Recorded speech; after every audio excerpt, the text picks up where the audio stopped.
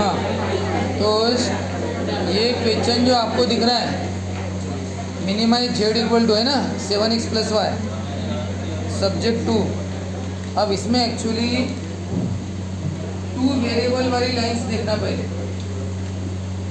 Solution में क्या लिखते हैं हम? सॉल्यूशन में क्या लिखते हैं? At first we draw the lines as given. क्या क्या लिखते हैं? सेंटेंस वही बताना। हाँ, बोलो पहले लाइन, फिर इक्वेशन,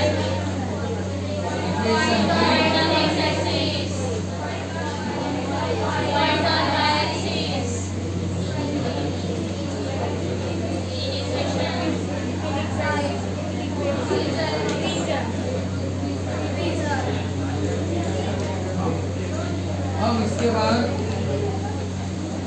क्या करते हैं? हम यहाँ पे पहले लाइन वही लिखना जो 2 वेरिएबल वाले। हाँ, 2 वेरिएबल वाली लाइन।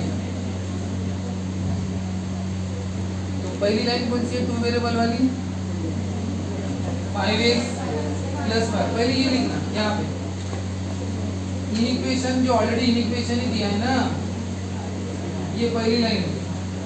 दूसरी लाइन x + y > ये हो गई 2 वेरिएबल वाली। अगर कोई दी होती सिंगल वेरिएबल वाली या ऐसी कुछ या ऐसी कोई, ये बोलते सिंगल वेरिएबल वाली, वो बात में लिखना। लेकिन इस प्रॉब्लम में दी नहीं है, इसलिए नहीं लिखेंगे। बस 2 ही दिए तो वो लिखना। और कौन सी दी है? ये जो 2 दिए, और वो क्या लिखते हैं हम टेबल के नीचे? Other 2 given inequalities are x > 0 and. अब बोलो, फिर उसके बाद क्या लिखते हैं? दोनों 0 से बड़े हैं तो x भी 0 से बड़ा, y भी 0 से बड़ा। 0 से बड़ा है क्या होता है? पॉजिटिव। क्या लिखते हैं? दोनों पॉजिटिव कौन से क्वाड्रेंट में रहते हैं? Therefore the reason lies in the first quadrant. ऐसा हम लिखते हैं। अपना आंसर कौन से क्वाड्रेंट में? First quadrant. बोलो, ये 2 लाइन 2 वेरिएबल वाले लिखिए। यहाँ पे लिखते हैं सम इक्वल टू लिखना। देखो, जिनको ये कंप्लीटली आता है ना, वो अपना बाकी का काम करो। यहाँ पे ध्यान देने की जरूरत है, अपना टाइम वेस्ट मत करो। जिनको ये सब कुछ आता है एकदम पक्का, अपने बाकी के काम करते रहो। जिनको नहीं आता वो भी ध्यान। हाँ, तो यहाँ पे 2 वेरिएबल, यहाँ पे इक्वल टू लिखना, उधर लेस देन या ग्रेटर देन। और अब यहाँ से शुरू करते हैं। पहले इस x से हम इसको डिवाइड कर दिया, 5 से डिवाइड कर दिया। 5/5 कितना आया? 1 और कॉमा 0। फिर ये 1, 5/1 कितना होता है? 5। लेकिन जो इसका है वो y का उधर लिखना। और ये 5/5 आया था 1, वो x का है। तो नाम दे देंगे ए और बी। लाइन का नाम क्या होगा? ए। फिर इस 1 से डिवाइड करो तो 3/1 कितना हुआ? 3। x का है बरो, पहले x का। फिर ये 1 से ये भी 1 है, 3/1 ये y का है ना, उधर लिखो। और ये अलग अलग पॉइंट है तो नाम क्या देंगे? CD। तो लाइन का नाम क्या होगा? CD। एक बात बताओ, अगर यहाँ पे वही पॉइंट आता तो यानी यहाँ पे क्या नाम आता? 5 आता, मान के चलो। तो बताओ, ये सेम हो जाता ना? अगर ये सेम हो जाता तो जो नाम पहले दिया वही नाम रिपीट करते। इसका नाम बी है, जिसका हमने क्या है? बी है। फिर लाइन का नाम या तो BC लिखो या CB लिखो, आपके ऊपर। लेकिन आएगा BC या CB, लेकिन D नहीं आएगा। क्योंकि अगर कोऑर्डिनेट रिपीट हो गए तो नाम भी रिपीट कर देंगे। लेकिन अभी यहाँ पे कोऑर्डिनेट्स डिफरेंट है, तो नाम भी क्या आएगा? डिफरेंट। और अब रहा रीजन। रीजन के लिए क्या बताया था? XY को 0 कंसिडर कर।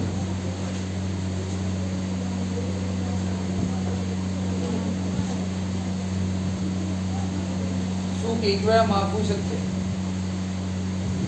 दोन्ही वेळा बराबर नहीं। x और y की वैल्यू क्या पुट करो?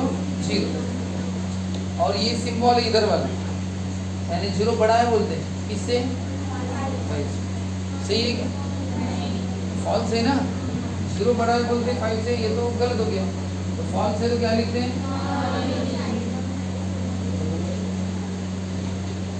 उसको भी जहाँ पे भी डिफिकल्टी तुरंत बोल देना, सर रिपीट समझाओ या और क्लियर करके दो, ऐसा बोलना है। नहीं बोलोगे तो मुझे कैसे समझेगा, है ना। यहाँ पे x और y की जगह क्या लिखोगे, 0, और ये सिंबल जैसा है वैसा, सब जैसा वैसा लिखना, बस x y की जगह 0 लिखना। और बताओ अगर ये ट्रू होगा तो ओरिजिन, और फॉल्स होगा तो नॉन ओरिजिन। बताओ ये 0 बड़ा है बोलते हैं, किससे, 3 से, बोलो गलत है ना, ये 0 बड़ा है, ये क्या है, नॉन।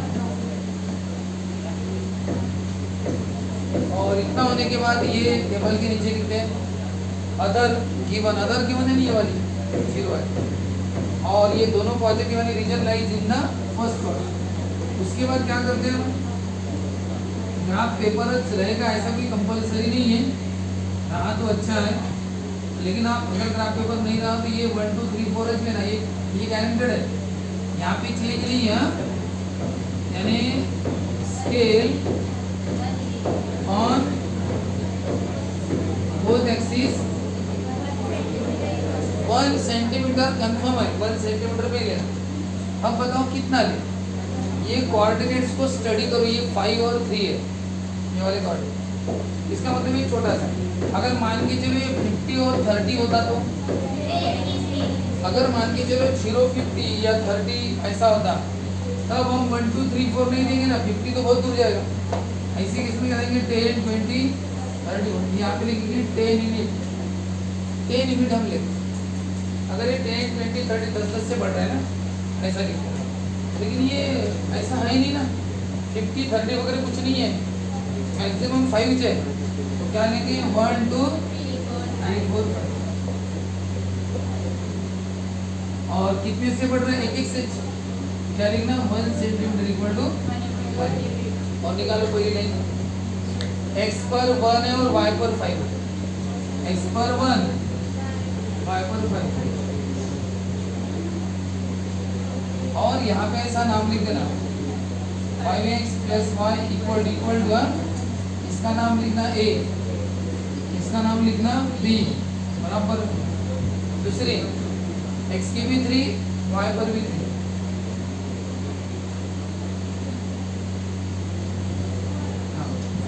अब बताओ क्या इक्वेशन है, इसका नाम है c और इसका है d। और अब बताओ रीजन कौन सा इसमें, इसमें reason lies in the first quadrant. First quadrant में यहाँ पे 4 पार्ट हो गया, ये पहला इतना बड़ा है अनबाउंडेड है, ये दूसरा छोटा सा है, ये तीसरा, और ये 4 में से कौन सा, हमेशा याद रखना इस वाले पार्ट में ओरिजिन आ गया, आगे ओरिजिन, बाकी इसमें ओरिजिन नहीं, इसमें ओरिजिन है।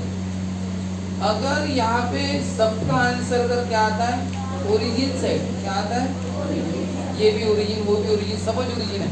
अगर सभी ओरिजिन है तो आंसर ये ओरिजिन वाला चलेगा, सोचना भी मत, फिर ओरिजिन दिखाएगा सबका, तो बस ये इतना हाईलाइट कर देना। और अगर सभी नॉन ओरिजिन है तो देखो यहाँ पे सभी नॉन ओरिजिन, तो आंसर फिर दूर वाला जो इधर वाला होगा नॉन ओरिजिन, यानी ओरिजिन नहीं नॉन ओरिजिन उधर वाला, ये वाला। और अगर मिक्स होंगे तो ओरिजिन में और नॉन ओरिजिन, तो फिर इनमें से एक होगा, या तो ये वाला या ये वाला, क्योंकि वो कंप्लीटली सब ओरिजिन भी नहीं है, सब नॉन ओरिजिन भी नहीं, मिक्स है, कुछ ओरिजिन कुछ नॉन, तो ये वाला में से कोई ना कोई एक होगा, कोई ना कोई एक पर, या तो ये वाला या ये वाला। अभी फिलहाल कैसे हो, नॉन ओरिजिन, नॉन ओरिजिन यानी आंसर गारंटेड कौन सा होगा, अनबाउंडेड। कैसे क्या, देखो लाइन ए बी का कौन सा रीजन है, नॉन ओरिजिन, नॉन ओरिजिन है तुमच्या गोष्टी चालू आहे का दोघींच्या,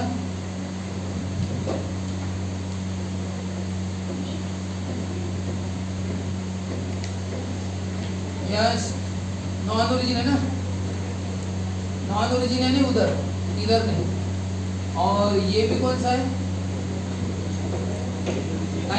लाइन ए बी, ये लाइन ए बी क्या नॉन ओरिजिन है नहीं, नॉन ओरिजिन है नहीं, इसका सॉल्यूशन उधर, इधर इसका सॉल्यूशन नहीं, और सी डी का सॉल्यूशन भी किधर है, नॉन ओरिजिन है, इधर नहीं है उधर, सॉल्यूशन, सॉल्यूशन यानी उसको सेटिस्फाई करने वाले का, ठीक है। अब आप बताओ कौन सा एरिया है इसमें दोनों सेटिस्फाई हो जाएंगे, ये वाला एरिया बताओ, ये इसका सॉल्यूशन है क्या, इन दोनों के सॉल्यूशन उधर है ना, ये वाला सॉल्यूशन, ये वाला इसका सॉल्यूशन है, यानी किसका सॉल्यूशन है, ए बी का, लेकिन बताओ सी डी का नहीं है, और ये किसका सॉल्यूशन, सी डी है ना,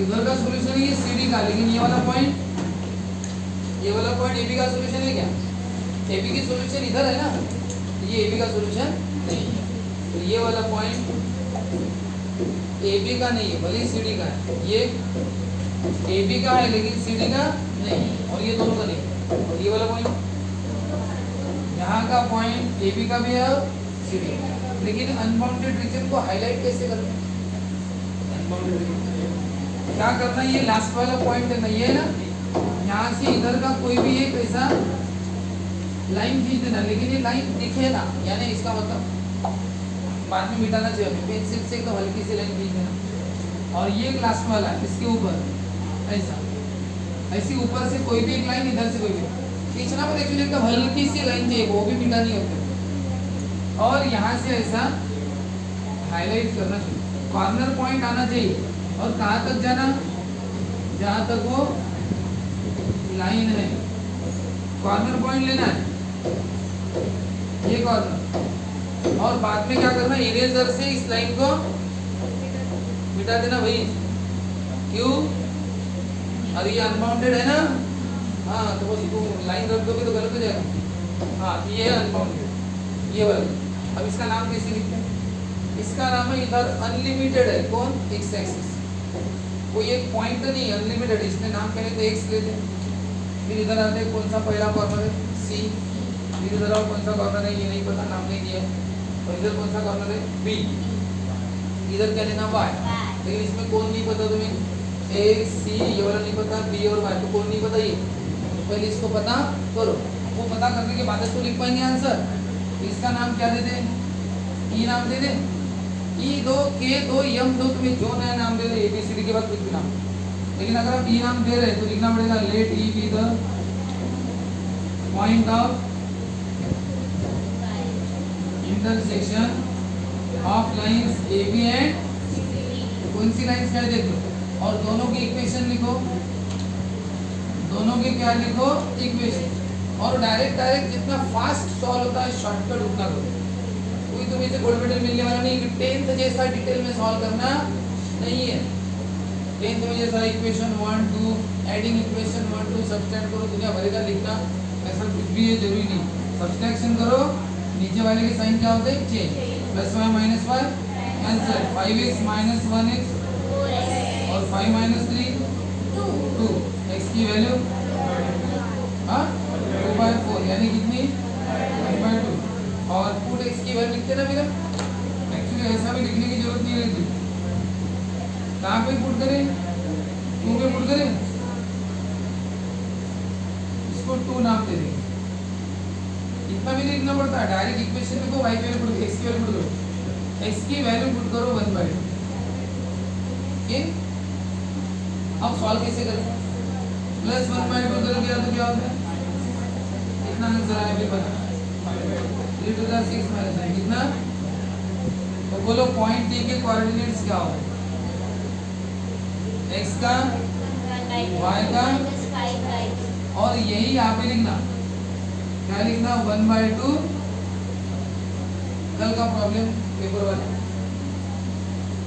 अब ये आंसर पॉइंट में मत लिखना, बस 1/2 5/2 लिखना है, और अब बताओ इसके बाद क्या लिखते हैं, फ्रॉम द, अब मिल गया नहीं, from the graph feasible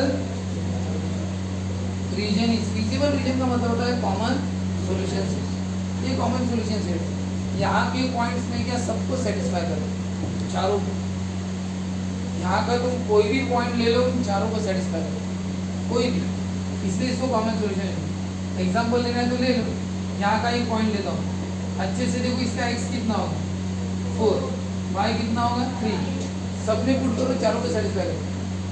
x का 4, y का कितना है 3, x का 4, y का 3, हर जगह जहाँ पे x है वहाँ पे 4 लिखो, जहाँ पे y है वहाँ पे 3 लिखो।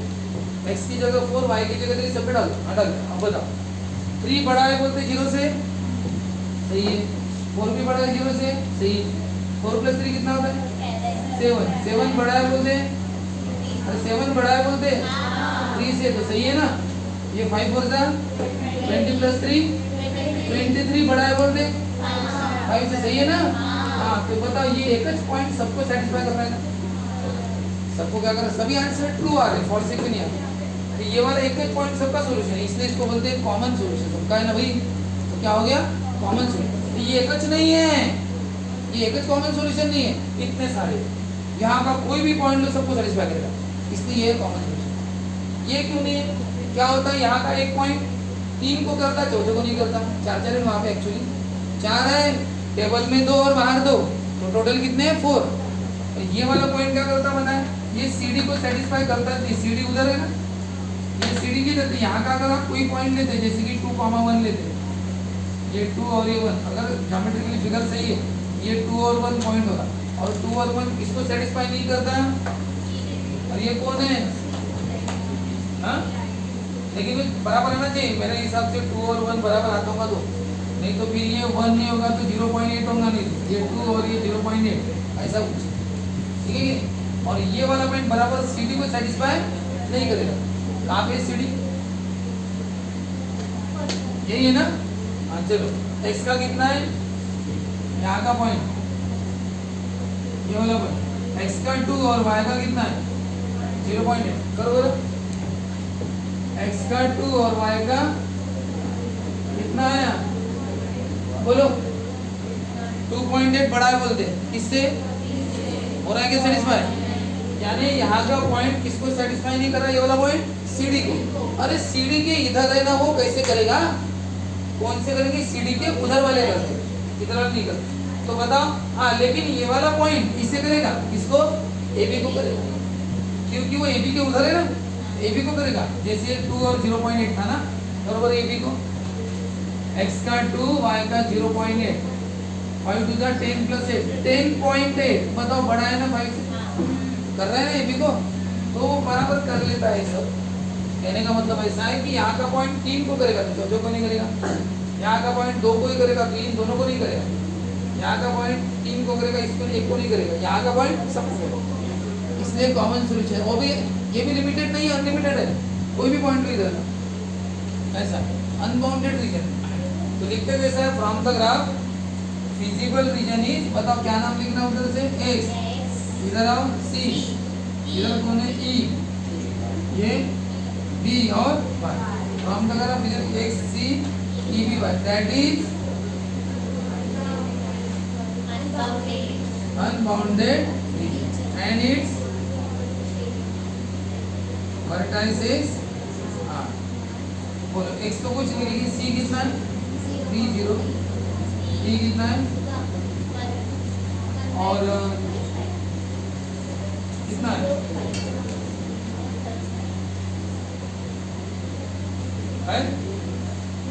तीन ही वर्टेक्स है, एक्स कोई वर्टेक्स नहीं है, वो एक्स एक्सिस है। C E और B बस तीन है, ये वाला नहीं है, इधर वाला कुछ नहीं है, एक्स C और B। अब बताओ उसके बाद क्या लिखते हैं हम, हाँ वर्टेक्स और Z कितना था, हाँ बोलो, पहला वर्टेक्स कौन है 7, x की 3, y की 0, कितना आया 21। दूसरा 1/2, 7, x की कितनी 1/2, y की कितनी 5/2, बोलो रे 7 × 1/2, 7 × 1/2, 7/2 प्लस कितना है, बोलो डिनोमिनेटर कैसा है सेम, 7 + 5 12, 12/2 कितना हुआ, और हम लास्ट वाला कौन सा है B, Z equal to 7, X की 0, वाई की 5, कितना है? अब आप बताओ जेड की तीन वैल्यू है 5, 6 और 21। आपको जेड की कौन सी वैल्यू पूछी है? मिनिमाइज जेड, जेड की मिनिमम वैल्यू सबसे पता है। जेड की मिनिमम वैल्यू कौन सी है? 5 है। कौन से पॉइंट पे? बी। तो बताओ यहाँ पे लास्ट में आंसर क्या लिखते हैं? आपको जैसा पढ़ाया था वैसा बताओ, क्या आंसर लिखते हैं? Minimum value of Z is 5 at point B, यानी जेड की मिनिमम वैल्यू 5 है कौन से पॉइंट पर? B point. That is that is equal to 0 and ये अपना। और एक बार इस क्वेश्चन में आप बताओ, आपको जेड दिया है ना, ध्यान से सुनना जो मैं बोल रहा हूँ। अरे जेड दिया है ना, अब आप जेड में बताओ एक्स की वैल्यू आप पुट करोगे। देखो ये जेड में आपने एक्स की वैल्यू पुट की ना, तो जेड की वैल्यू मिली। अब बताओ इतने सारे है यहाँ पे पॉइंट, ये तीनों पॉइंट लेना उन्होंने। पॉइंट कौन से ले? ये जो कॉमन रीजन है इसमें ये वाला पॉइंट आता है, सी भी आता है, ई भी आता है, बी भी। लेकिन बाकी के पॉइंट लिए क्या उन्होंने? नहीं। इसकी खासियत क्या है? ये जो रीजन बनता है ना, सब ये रीजन है ये वाला। अगर ये रीजन बनता है बाउंडेड, तो ये जो जेड रहता है ना, जेड में तो आप इतने सारे एक्स वाई पुट कर सकते हो। इतने सारे पॉइंट है ना, अंदर भी है, लाइन पर भी है, अंदर भी है, लाइन पर भी है, कॉर्नर में भी इतने सारे पॉइंट। इतने सारे पॉइंट के आप एक्स वाई इसमें पुट कर सकते हो। सर इतने सारे एक्स वाई पुट किए तो जेड भी तो बहुत सारे मिल जाएंगे। लेकिन होता क्या है, जेड की वैल्यू भी बहुत सारी आएंगी। लेकिन आपको ये पता चलेगा जेड की जो बहुत सारी वैल्यू है उसमें एक वैल्यू जेड की सबसे छोटी होगी और एक वैल्यू सबसे बड़ी होगी। इधर देखो ना, जेड की आपने तीन पॉइंट पुट किए तो जेड की 3 वैल्यू आई, एक सबसे छोटी वैल्यू आई और एक सबसे बड़ी। वही मैं बोल रहा हूँ, इतने सारे पॉइंट अगर तुम पुट करोगे तो जेड की बहुत सारी वैल्यू आएंगी, लेकिन उसमें एक सबसे छोटी होगी ना और एक सबसे। तो सबसे छोटी और बड़ी वैल्यू कहाँ पे रहती है पता है? वो मिलती है इन पॉइंट्स पर। कौन से पॉइंट पर? कॉर्नर वाले। यानी कॉर्नर वाले पॉइंट पर ही हमें या तो मिनिमम आंसर आता है या फिर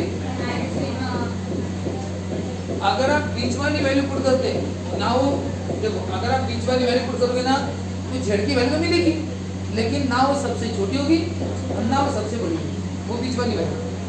सब जेड की अगर आपको वैल्यू चाहिए सबसे छोटी या बड़ी, तो वो कौन से पॉइंट देते हैं? कॉर्नर वाले पॉइंट। इसलिए हम वर्टेक्स लेते हैं। क्या लेते हैं? वर्टेक्स लेने का कारण बताओ भाई, इसमें कितने सारे पॉइंट है? फिर इतने सारे पॉइंट है तो हमने यही क्यों लिए? कॉर्नर, ये कॉर्नर है ना, इस बाउंड्री का ये वाला कॉर्नर है, ये जो लगा है कॉर्नर है, तीनों चीजें। बाकी क्यों नहीं थे? बाकी के लेते ना उस पर मिनिमम नहीं मिलता। और एक बार जब बाउंडेड आंसर रहता है, कैसा रहता है? बाउंडेड, तो उसमें मिनिमम भी रहता है और मिनिमम भी पूछते हैं और दोनों पूछते हैं। जब भी अपना बाउंडेड आएगा ना फिगर, उसमें दोनों क्वेश्चन रहते हैं, कभी मिनिमम पूछते हैं कभी। लेकिन जिसका आंसर अनबाउंडेड रहता है तो इसमें बताओ पॉइंट कितने? Unlimited point. कितने पॉइंट है? और उनके कोऑर्डिनेट्स भी बढ़ते रहे। तो ऐसे ही बताओ, ये वाले पॉइंट का कोऑर्डिनेट था 3,4, यहाँ पे गए तो पॉइंट का कोऑर्डिनेट 5,4 आ गया। इधर पॉइंट है तो 6,7 आ गया। ये तो अनलिमिटेड है। तो बताओ इतने बड़े बड़े एक्स वाई आएंगे तो बताओ जेड की वैल्यू कितनी बड़ी आती जाएगी? जेड कौन है? 7x plus. अब बताओ तुमने छोटा एक्स वाई पुट किया तो जेड की वैल्यू छोटी आएगी, बड़े एक्स वाई पुट किया तो बड़ी वैल्यू। तो बताओ एक्स की ये जेड की वैल्यू तो बहुत मैक्सिमम हो सकती है, उसका कोई एंड नहीं। जेड की मैक्सिमम वैल्यू इसमें नहीं मिलती। क्यों नहीं मिलती जेड की मैक्सिमम वैल्यू? बताओ। और इतने सारे एक्स पुट करोगे तो जेड की कई वैल्यू आएगी, लेकिन आप सबसे बड़ी वैल्यू बता ही नहीं पाओगे, क्योंकि इधर के पॉइंट का कोई एंड नहीं है, इनफाइनाइट पॉइंट। फिर बताओ इतने बड़े बड़े पॉइंट्स और कोऑर्डिनेट्स आने वाले आगे चलिए लाखों में आएंगे। किसी पॉइंट का कोऑर्डिनेट 2 लाख और y वाला इधर आएगा 4 लाख। चलो पुट करो, बताओ वैल्यू कितनी आएगी जेड की बड़ी आएगी, और उससे भी बड़ी वैल्यू है क्योंकि ये भी कोई एंड नहीं है। इसलिए जब भी अनबाउंडेड रहता है, कैसा रहता है, तो उसमें कभी मैक्सिमम आपको पूछते नहीं है। और सर पूछा तो अनबाउंडेड वाले क्वेश्चन में मैक्सिमम पूछ लिया तो क्या लिखना, लिख के दिया था ना आपको। इसलिए तो मैं बोलता हूँ कि स्टडी करो करके उसका पक्का। क्या लिखते हैं, ये रीजन कैसा है, अनबाउंडेड, और यहाँ पे मैक्सिमम वैल्यू क्या होती है, इंक्रीज सर। उसकी जो जेड की वैल्यू क्या होती है, इंक्रीज सर। लिखा है ना सेंटेंस, प्रॉपर सेंटेंस भी लिखा है ना, इसके बाद सही लिखा हुआ। हाँ, उसमें क्या होते हैं, ऑब्जेक्टिव फंक्शन जो ये जो जेड है इसकी वैल्यू इंक्रीज इनडेफिनाइटली, ऐसा लिखा है। इंक्रीज होती रहती है कैसी, इनडेफिनाइटली, वो अनंत बढ़ते ज रहती है। इसलिए यहाँ पे हम मैक्सिमम वैल्यू ट्रेस कर नहीं सकते, ऐसा लिखते हैं उसमें। तो बताओ अनबाउंडेड में हमेशा क्या पूछते हैं, अनबाउंडेड में हमेशा क्या पूछते हैं, क्योंकि देखो ऐसे आओगे तो जेड की वैल्यू छोटे छोटे होती जाती है। अरे जेड एक्स और वाई की वैल्यू क्या होंगी, अरे आप इधर आओगे तो एक्स वाई और छोटे हो गए ना, इधर आओगे तो एक्स और वाई की वैल्यू सबसे छोटी होती जाती है। मतलब एक्स और वाई की वैल्यू अगर छोटी छोटी होगी तो जेड की वैल्यू भी छोटी छोटी होती जाएगी। ये जेड किसे मिलेगा हमें, अब छोटा छोटा मिलेगा। इसलिए इसमें कौन सी वैल्यू पूछते हैं, मिनिमम। अनबाउंडेड में कौन सी पूछते हैं, मिनिमम पूछते, कभी मैक्सिमम नहीं पूछते। पूछ लिया तो क्या लिखना बताया। और बताओ बाउंडेड आंसर आया तो कभी ये बाउंडेड आंसर आया, उसमें दोनों पूछते हैं, मिनिमम पूछते हैं, जो पूछा वो लिख दे ऐसा। लेकिन अनबाउंडेड कभी भी आपका आंसर अगर अनबाउंडेड है समझना कि क्वेश्चन मिनिमाइज का होगा। क्या क्वेश्चन होगा, मिनिमाइज। लेकिन अगर क्या तुम्हें मैक्सिमाइज दिखा, अरे तो आप पहले डाउट लेना कि एक तो अनबाउंडेड है तो मैक्सिमाइज पूछा कैसे इसने, और पूछ लिया तो आंसर कैसे लिखना वो बताया था, वो 3-4 लाइन आपको याद है। तो यहाँ पे अनबाउंडेड है ना, अनबाउंडेड में क्या पूछना चाहिए, मिनिमम, और मिनिमम पूछा है, minimum value of Z is only, ऐसा आंसर चाहिए आपको। या तो पूर्ण गाइड आणि याच्यात हाँ मान के चलो अगर यहाँ पे क्या होता, ओरिजिन होता तो आंसर कौन सा आता, ये वाला, और ये आंसर आता तो हमें बताओ वो पता है ओरिजिन, ए पता है लेकिन ये पता तो इसका निकालना ही पड़ता, नहीं ये सब कुछ करना ही पड़ता। और ये करने के बाद हम क्या लिखते हैं, from the graph physical region is O A E D O, एक से शुरू कर वही पर आना, यहाँ पे O A D E sorry O D E A O ऐसा लिखो। And its vertices are, vertices में सबके लिखना पड़ेगा, ओ का भी लिखना पड़ेगा, कौन सा 0 0 1 सबके लिखिए, और उसके बाद लास्ट में ये, फिर इसमें तो ओरिजिन भी आएगा ना, सबकी वैल्यू पता, ओरिजिन पर तो आंसर कितना आने वाला है 0, तो जेड की वैल्यू वहाँ पे क्या मिलेगी 0, और बाकी ये सभी पर निकालना, सभी पर कुछ ना कुछ आंसर आएगा वहाँ पर। मिनिमम पूछा तो 0 बता देना, और मैक्सिमम पूछा तो जो भी लिखेगा, मिनिमम रहा तो 0 सबसे छोटा है, मैक्सिमम पूछा तो कुछ ना कुछ आएगा। ऐसा देखना क्या पूछते हो उसके ऊपर है, जो पूछेंगे वो लिखना, मिनिमम पूछा तो 0 रहेगा, मैक्सिमम पूछा तो जो पूछेगा, इस तरह। और बताओ अगर एक ओरिजिन और एक नॉन ओरिजिन रहा तो, ये ओरिजिन है और ये कौन है, बताओ सीडी, सीडी क्या है, सीडी यानी उधर, और ए भी क्या है, तो बताओ कौन सा आंसर,